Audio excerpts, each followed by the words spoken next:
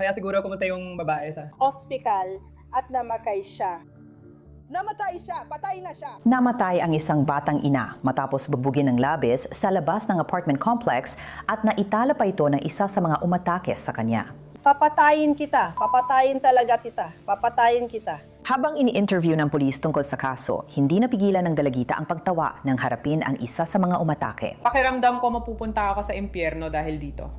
Hindi ako magsisinungaling. Ihahatid namin kayo sa masamang pakana ina Antonetta Stevens at Janine Gonzalez. Ako si Elizabeth Milner at ito ang Female Criminals. Simulan na natin.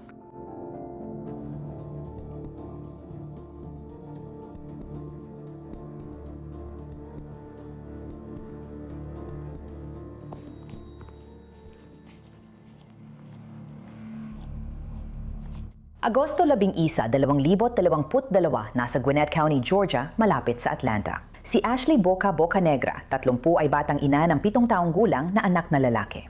Manager si Ashley sa isang tindahan ng floor and decor at doon may isa sa kanyang mga empleyado ang nakatawag pansin sa kanya. Si Daniel Gonzalez ay may konting relasyon kay Ashley sa trabaho pero may mas malaking problema kaysa sa pakikipaglandian sa katrabaho. Si Daniel ay may relasyon sa ibang babae. Si Antonetta Stevens na 27 taong gulang, may mga anak pa nga sila. Sa panahong ito, bumisita mula sa Buffalo, New York, na kanilang bayang pinagmulan ang nakababatang kapatid ni Daniel na si Janine Gonzalez, 17 taong gulang. Nang malaman ni Antonetta na niloloko siya ng kanyang lalaki at ang kabit ay ang boss nito, binalot siya ng matinding galit. Sama-samang naplano sina Antonetta at Janine para pagsisihan ni Ashley na nakilala niya si Daniel, pinairalang emosyon kaysa paggalang sa iba. Ang plano? Inakit ni Antonetta si Ashley papunta sa apartment complex nila gamit ang pagpapanggap bilang si Daniel, umaasang sasama si Ashley. Nagtagumpay sila. Sa tingin ko, pumunta siya sa banyo. Si Antonetta ang nagsasalita habang si Janine ay naglalakad sa likod niya. Nire-record ang lahat sa kanyang cellphone. Pagdating ni Ashley, bigla siyang sinugod ni Antonetta. Sinimula niyang bubugin ito ng malupit habang si Janine ay ginagatungan siya at kinukunan ng video ang buong pangyayari gamit ang kanyang cellphone. Graphic ang video. Marahas ang mga suntok na ibinigay ni Antonetta kay Ashley. Bitawan mo ang buhok ko. Bitawan ang buhok ko. Alisin ang daliri mo. Bitawan mo ang buhok ko. Bitawan mo ang buhok ko. Bitawan mo ang buhok ko. Bitawan mo ang buhok ko. Titayo ka na. Bitawan mo ang buhok ko. Bitawan mo na ang buhok ko. Bitawan mo ang buhok ko. Papatayin kita. Tama na. Para kang walang dila magsalita, kaya baka mas malala pa ang gawin ko sa kanya ngayon. Oo, tapos na ako. Ayos na yan. Ayos na. Magaling. Gusto mo ba nito? Janine? Oo, gusto ko. Tumigil ang bubog pero nagpatuloy ang pangaasar. Janine, gusto niya mabugbog. Oo, wala problema. Bubugbugin namin siya dahil sa telepono. Hindi. Tapos na ako. Atakihin ka namin. Tapos na ako. Atakihin ka namin. Ikaw ba yung may hawak ng telepono? $5. Gusto mo ng telepono? Pareho tayo. Kailangan mong pumasok sa umaga. Pagkatapos mo magtrabaho buong linggo ng gabi. Tatawagan ko opisina ninyo at sasabihin na inaabuso ninyo ang mga empleyado at ginagamit ito laban sa kanila. Ooh. Call me the corporate office tomorrow.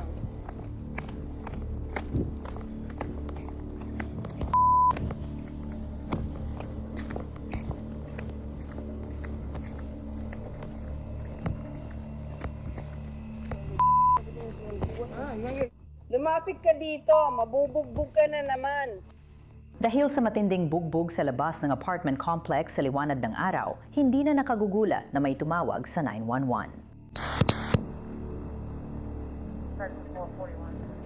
Umalis si Ashley sa lugar at napaospital. Samantala, nalaman ng pulis ng Gwinnett County ang gulo at nilapitan si Antonetta sa kanyang apartment. Alam mo, yung apartment na tinitirhan nila ni Daniel para malaman ang nangyari. May kwento si Antonetta pero gawa-gawa lang yon.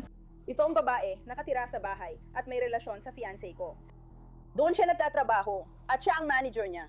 Patuloy niyang pinipilit si fiancé na makipagtalik kahit tapos na sila at tinakot siyang tanggalin sa trabaho. Nauwi ito sa pag-aaway namin nang lapitan niya ang bahay ko. Ito ang bahay ko. Malayo siya nakatira. Sige. Nandyan ba lahat ng tao sa bahay ngayon? Ako lang lumaban. Umalis na si Disney, yung babae. Magkaiba ang sinabi ni Antoneta sa mga pulis at sa nakita natin sa video ni Janine. Hindi kami basta papasok sa apartment mo, kaya kayong dalawa lang ngayon sa bahay. Sa puso ko, nahihirapan ako. Tungkol sa kapatid mong babae, may isang babaeng pumunta sa bahay ko. Kaya sisiguraduhin naming ayos ang lahat dahil tumatawag na sila. Sangkot ba ang kapatid mo? Ang kapatid kong babae. Siya ang siguradong kasama ko. Hindi, ipag ko siya. Kasama ko siya, nandun siya. Nag-aaway ba kayong dalawa o mag-aaway pa lang kayo? Hindi, kami ay sige. Kaya pumasok na tayo sa loob. Kaya. Sige, ayos lang. Kaya medyo bagalan mo, medyo mabilis ka kanina. Yung babaeng kinasasipingan niya. Sayang?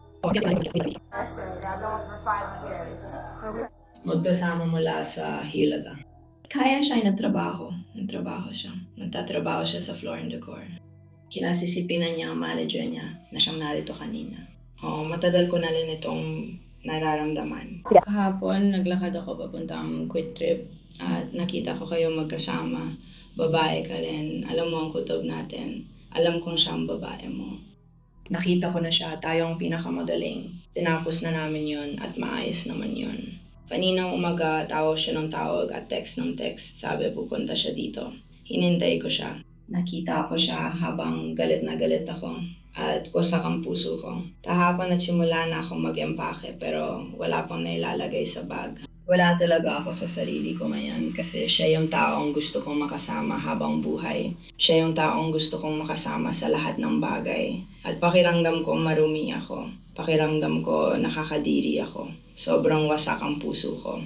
At naintindihan ko naman. Sige. Pero ayos lang ako ngayon. Hindi naman ako lalabas para magalit o magtanim ng sama ng loob sa kahit sino. Hindi ako perwisyo sa lipunan. Sobrang wasak lang talaga ang puso ko sa mga ginagawa ng taong mahal ko. Kailangan lang namin siguraduhin na ayos ang lahat dahil may natanggap kang tawag. Nandyan siya, ayos lang. Wala kaming away. Ganon din kayo, di ba? Pumunta siya para magkita kayo at para makipag-away kayo sa kanya. Hindi, pumunta siya rito para makipagkita sa kanya. Nahuli ko siya at binugbog. Pagalis ng pulis, nagpatuloy sina Antoneta at Janine sa araw nila. Makalipas ang ilang oras, bumalik ang mga investigador sa apartment ni na Antoneta at Daniel.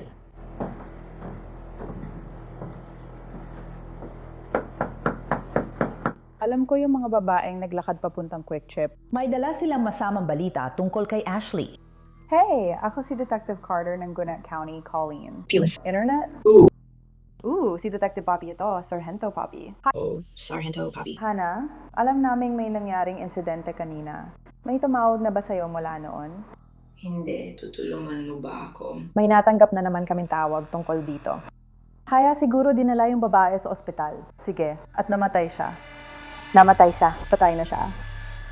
Pero alam natin na may nangyaring pagtatalo bago yon. Usually yon at pumunta siya dito. Oo, naintindihan namin yon. Kaya, pero kami, dahil doon, may papatayin ako.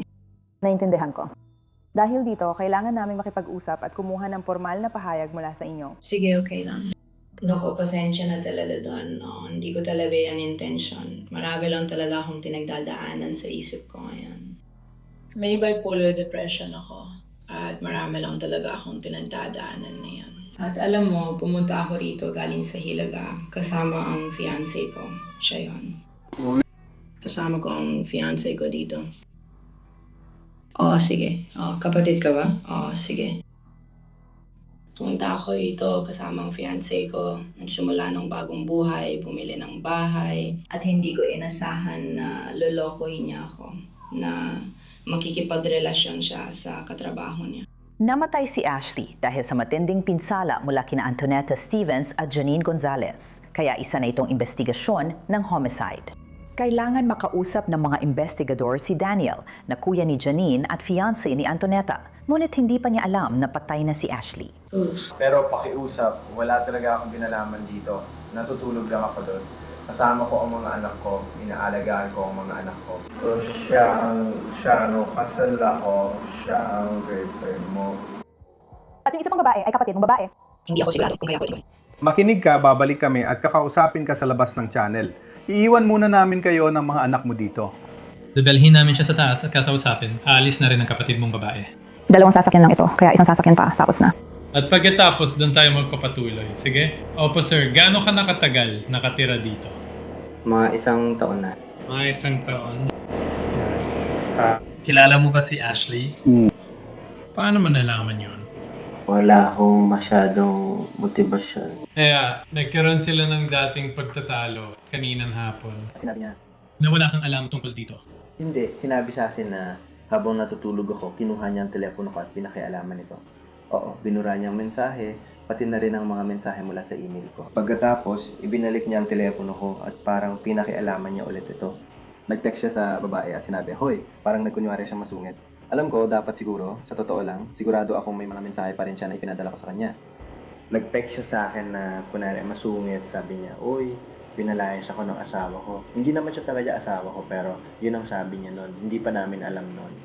Kaya pinalayas niya ako sa komunidad.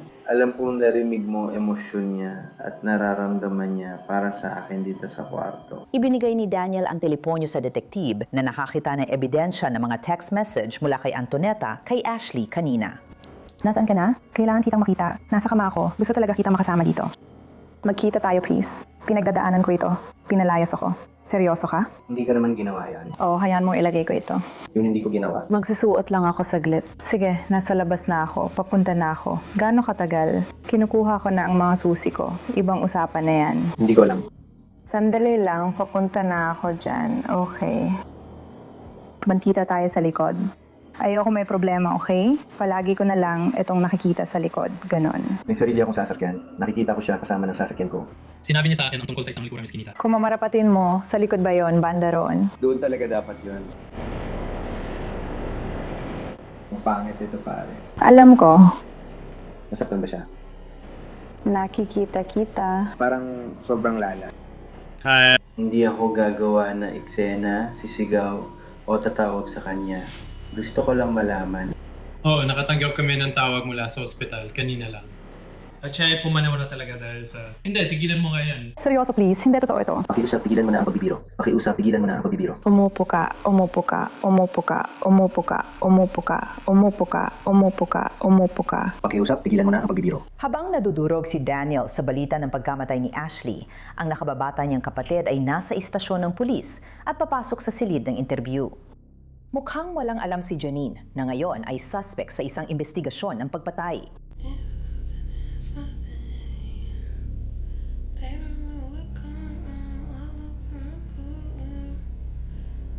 Sobra na nakakalason.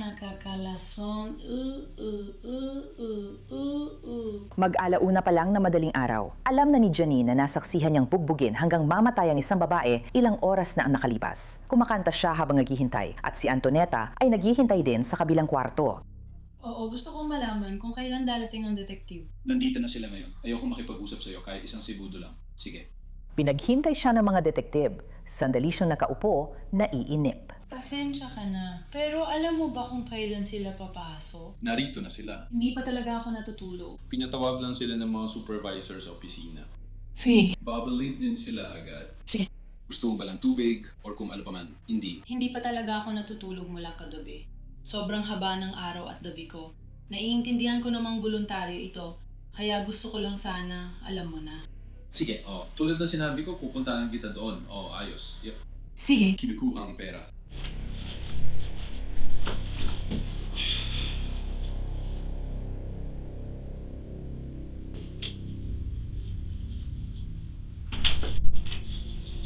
Hello, sandali na lang at andiyan na kami, okay? Sige. Hindi pa talaga ako natulog buong gabi. Gets ko, kailangan na talaga nating tapusin ito ngayon. Ginagawa ko na. May ilang formalidad pa kaming kailangan asikasuhin, alam mo na. Kaya bigyan mo lang kami ng ilang minuto. Ayos ba? Gaano katagal? Sige, maghintay na lang ako. Handa na sina Detective Carter at Areya na makinig sa sasabihin niya. Naiintindihan mo ba lahat ng karapatang itinaliwanag ko? Sige. Pasensya na. Naiintindihan mo ba ang mga karapatang ito at gusto mo pa rin makipag-usap sa amin ngayon?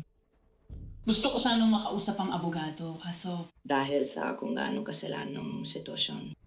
Sasabihin ko na, alam mo, hindi ako naghahanap ng kahit sinong sasaktan. Hindi yun ang intention ko. Talagang nakararamdam ako ng matinding pagsisisi sa anumang nangyari kay Dalagamian. Sasabihin ko rin na alam mo, hindi ko rin intention na magkaroon ng alitan sa kanya ngayong araw. Pumunta siya sa tirahan ko para hanapin ang fiancé ko. Nag-away kami, sinaktan ako, naglaban kami. Talagang masama ang pakiramdam ko, pero alam mo, talagang hindi ko alam. Basta alam mo, ito ay Huminto ang pagtatanong. Patay na si Ashley habang si Antonetta Stevens ay sabay na humihingi ng abogado at nagsisinungaling. Ngayon, si Janine na ang tinitingnan ng mga investigador. Uy, at least hindi mainit dito, 'di ba? Mukha kang komportable. Nandito pa rin siya mula nung siya ay 30. Nasaan ang babae? Sumpa ko, si Mariah lang talaga yun. Sabi mo masakit. Nakilala kita sa SEC sa apartment mo. Ako si Detective Carter, kasama si Detective Mariah, na hinahabol pa lang ang buong pangyayari. Sandaling nagkuwentuhan sila kay Janine bago nila tinanong ang totoong nangyari noong araw na yun. Pakikwento mula simula kasi wala ako ron at hinahabol ko lang ang nangyari. Anong nangyari? Sige, hayaan mong simulan ko kung saan tayo tumigil. Pasensya na. Sige, simula nung nandito ako, hindi sila magkasundo. Alam mo na, lagi silang magpatalo or kung ano man.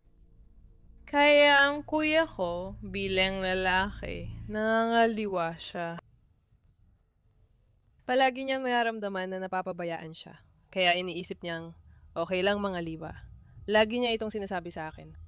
Kaya sinasabi niya sa akin kung sino ang karelasyon niya sa labas at iba pa. Ngayon, ako at ang stepsister ko, ibig kong sabihin, hipag ko, sobrang lapit namin sa isa't isa. As in, sobrang close. Gets mo? Mas parang kapatid ko pa siya kaysa sa kapatid ko lalaki. Alam mo yon? Oo. Kaya, sobrang close talaga kami. Kaya, nung sinabi niya sa akin, parang, ay grabe, ang kapal. Girl code yan, 'di ba? Oo, tama. Kaya lalo na nung pagkatapos niyang sabihin sa akin kung ano yung ginagawa niya, gusto niya ring gawin yun sa kanya. Kaya sabihin ko na sa kanya para hindi niya gawin yun, kasama siya. Tinatagal ko lang kasi hindi pa ako sigurado. Ayokong guluhin pa ang sitwasyon kasi alam ko na may mga problema na sila. Kaya naisip ko, baka lumabas na lang ang totoo bago ako magsalita. Lumabas nga, pero sinabi ko pa rin sa kanya. Kaya 2 araw bago ang araw na to, nagre-relax lang kami. Nagtatrabaho siya nun. May ginawa si Daniel na kinainis niya, kaya nag-uusap kami.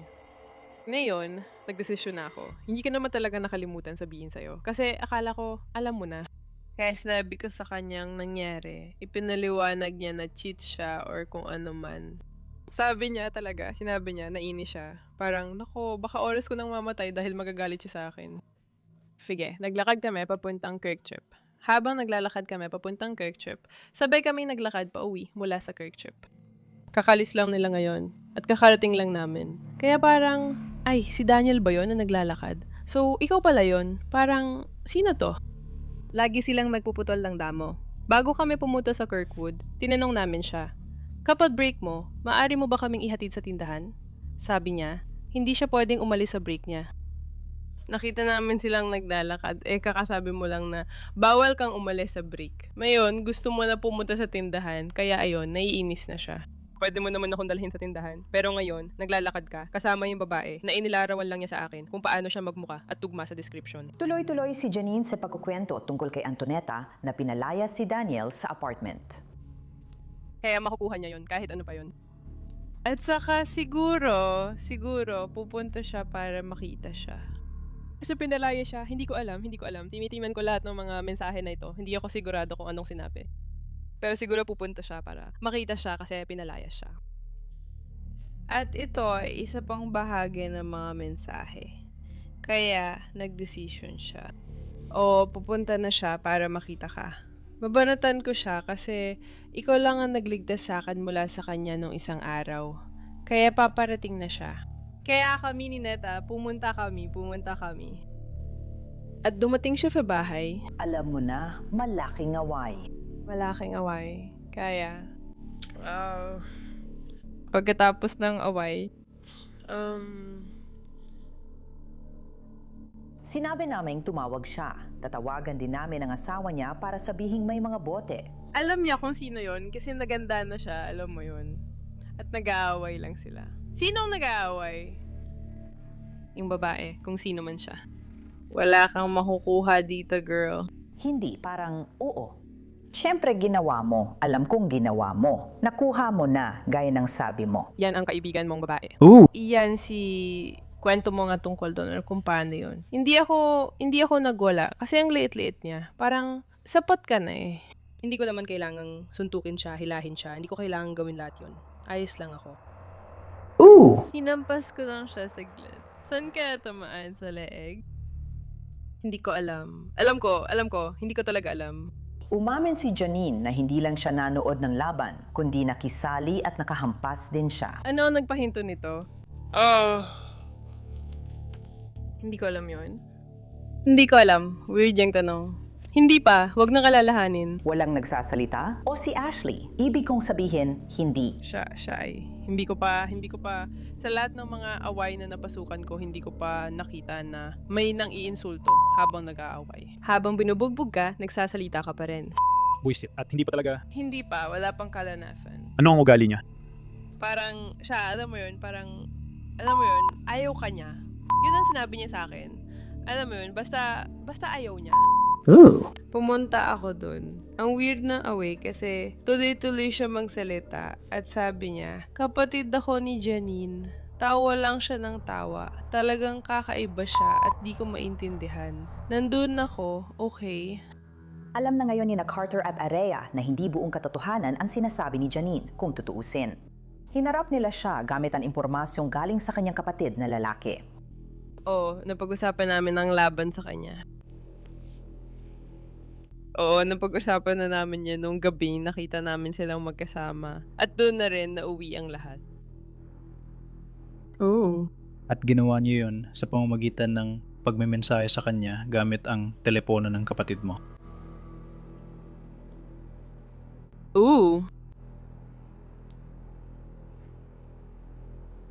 Kaya hindi niya alam na pupunta kayo para labanan siya.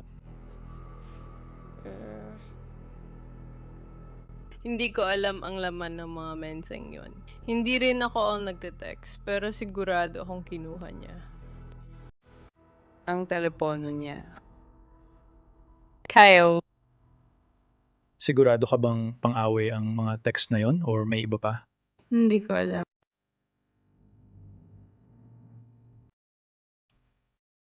Hindi mo alam at ayaw mong maramdaman.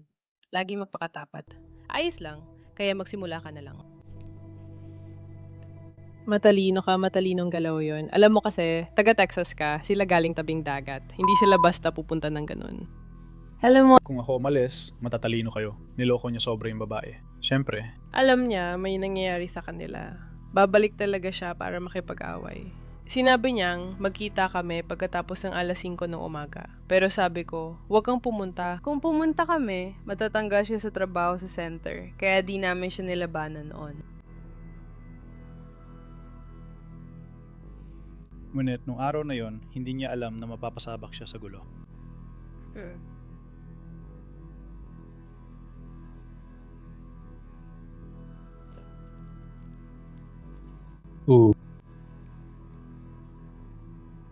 Alam mong patay na siya. Alam kong tapos na yon. Alam mo bang namatay siya? Parang mula sa pakikipaglaban, ang mga sugat na naging sanhi ng kanyang pagkamatay. Uminom siya ng maraming kape, pero yun nga, resulta yun ng pinsa lang natamo niya sa laban. Grabe yun. Anong naramdaman mo? Nakakabaliw yung pakiramdam. Parang mapupunta ako sa impyerno, pero hindi ako magsisinungaling. Oof. Parang sobrang nakakabaliw yun. Nakakabaliw talaga yun. At hindi naman siya kalakihan. Hindi naman siya ganun. Maaring di mapunta sa impyerno si Janine nung gabi yon, pero tiyak na sa kulungan siya mapupunta. At sa kabila ng ginawa nila ni Nandi Umano'y kasabot niya kay Ashley, paminsan-minsan ay napapatawa pa si Janine habang ikinukwento ang nakakatakot na karahasang naranasan ni Ashley. Sobrang lala ng lagay ni Ashley. Hindi ko alam. Pasensya na. Nahulog siya nung binuksan ko ang pinto. Nakita ko siya. Sabi ko, nako. Sinara ko agad ang pinto dahil sobrang wasak niya. Ginawa niya talaga yon. Ginawa niya talaga yon. Ginawa niya talaga yon. Ginawa niya talaga yon. Ginawa niya. Hindi niya ginawa yon. Pero wala akong ginawa. Ewan ko. Kasi talaga, hindi ko na siya nakita pagkatapos nun. Pinaupo nila ako sa likod, kaya bantay sarado ako at wala akong nakita sa nangyari. Pero alam kong nandoon sila sa may pinto. Nag-aaway kung gusto mo malaman.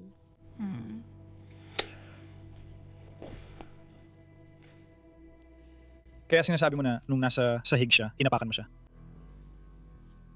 Hindi ko kailanman sinabi yun. Ngayon, narinig kitang nagsabing inapakan mo siya. Hindi ko yun sinabi. Anong ginawa mo nung nasa sahig siya? Kaya ko. Hinila ko ang buhok niya? Hinila akong buhok niya. Bago dalhin sa kulungan, kinukunan ng mga CSI ng litrato ang dalawang babae at dinodokumento kung may pinsala sila o wala. Nakatali na ba ang mga braso mo, Colton? O, kumusta naman yun? Kinakabahan ako sa'yo. Hindi ako ayos. Nagsasalita lang ako. Alam na ni Janine na may kasong pananakit siya, pero may sorpresa pa si Detective Areyas sa kanya. Kaya pinapawala mo ang mga kaso laban sa'yo. Oh, siguro nga. Oh, robbery yan. Robbery? Paano nangyari? Oh. Ano? Robbery? Oo, hindi naman namin ninakaw ang telepono niya. Akala namin pwede siyang pumunta sa bahay. Parang kami ang kumuha nun. Oo, nakuha niya ulit kasi nabawi niya ang telepono. Sabi ko sa'yo, lemure siya dati, ibinalik namin ang telepono niya. Ginawa namin yon para mapatansik ang asawa niya. Pero nagbago kami ng isip. Sige. Oo, nakuha niya ulit ang telepono niya nung araw na yon. Sabi niya ayos lang na kunin mo ito. Hindi. Sige, robbery yun. Ang isa pang kaso ay murder. Oo, kinasuhan ka ng murder. Ako? Nakalungkot naman yun. Ang lalim na, tol. Oo, gabi talaga yun. Hindi, murder. Hawa ko ang hawakan ng kutsilyo doon. Hinayaan ko lang siyang hilahin ito palayo. Ang bastos talaga nun. May tanong ko ba sa akin?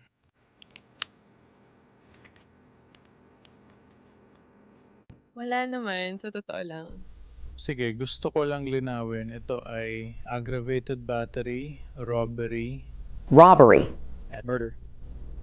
Iyan ang magiging tatlo mo. Ang tatlo mong kaso. akin. At sa kanya naman ang mga gamit niya. Ano ang ninakaw ko? Ang cellphone. Maghintay ka lang ng ilang minuto pa, ayos? Formal na ipinasok sa Gwinnett County Jail sina Antonetta Stevens at Janine Gonzalez para sa mga kasong aggravated battery, robbery at felony murder. Pareho silang may 20 taong sentensya sa pagnanakaw at voluntary manslaughter sa Pulaski State Prison, Georgia. Nakatakda silang makalaya sa 2042. Iyan na ang episode na ito. Ako si Elizabeth Milner. Hanggang sa muli dito kasama ang bagong babaeng kriminal.